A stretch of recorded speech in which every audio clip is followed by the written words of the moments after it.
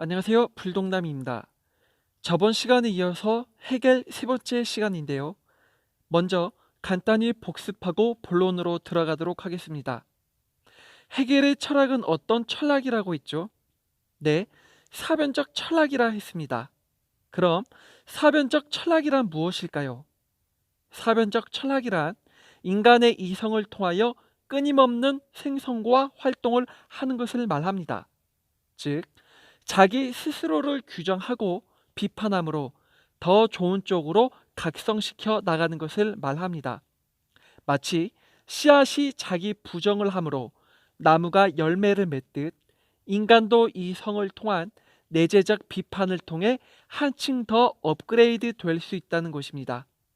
그래서 해겔은 자기 부정을 통한 긍정의 단계로 나아가는 철학을 정립한 것이죠. 그리고 이러한 이성은 이념을 만들고 관념론을 만든다 했습니다.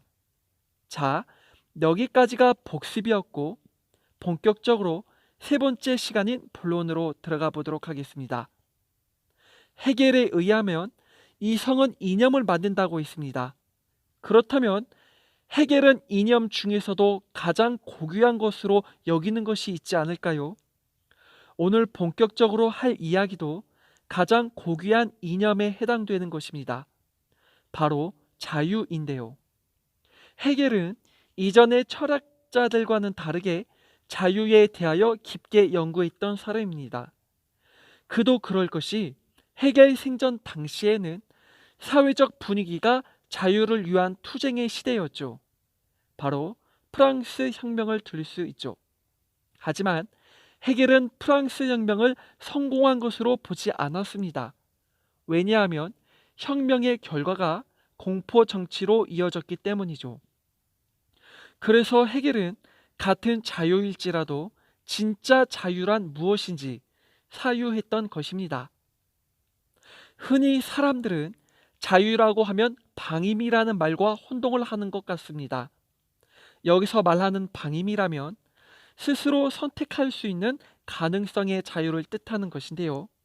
예를 들어 보겠습니다. 우리는 쓰레기를 길가 어느 곳에다 자유롭게 버릴 수 있습니다. 또한 운전 중에 바쁠 때는 신호등을 지키지 않을 자유가 있습니다. 하지만 이 같은 자유는 자신만을 위한 것일 뿐 타인을 완전히 무시한 자유가 되는 것이죠. 이러한 자유는 진짜 자유라고 할 수 없고 방임이라 해야 합니다. 뿐만 아니라 방임과 같이 자의를 들 수 있는데요. 그 자의적인 상황이란 다음과 같습니다. 내 앞에 A와 B라는 물건이 놓여 있다 합시다. 이때 둘 중 하나를 골라야 하는 선택의 상황이라면 본인 자유에 따라 선택을 하면 됩니다. 그러나 선택하기에 앞서 A와 B라는 두 가지의 물건만 선택해야 하는 강제적인 외부 상황이 먼저 주어졌죠. 그렇기에 자유가 아닌 자의가 되는 것입니다. 즉 자의는 자신의 의지를 근거로 하는 것이 아니라 외적 상황에 근거를 두고 있는 것이지요. 어찌됐든 자유를 방임과 자의로 혼동하는 한 이기적인 개인만 존재할 뿐 타인 간의 이성적 질서는 없게 됩니다. 해겔은 이 같은 방임과 자의를 부정적 자유라 하는데요. 이런 부정적 자유는 개인들의 이기적인 특수 의지가 난무하도록 만들기에 사회 공동체를 무너뜨린다고 보았습니다. 유일하게도 이런 무질서의 사태를 제재하기 위해서는 강압과 폭력만이 필요함을 말했죠. 마찬가지로 홉스라는 인물 역시 이런 사태를 우려한 나머지 절대 군주의 필요성을 언급했죠. 자, 그렇다면 해겔이 말하는 진짜 자유는 무엇일까요? 여기서 탐구되는 자유는 해겔의 사변적 이성을 통한 서술 구조에 의하여 전개해 나감을 볼 수 있습니다. 즉, 진짜 자유는 스스로의 전개 과정을 거쳐 결국엔 긍정적 자유로 귀결되어야 한다는 것이죠. 그 첫 번째 단계로 순수한 무규정성의 단계입니다.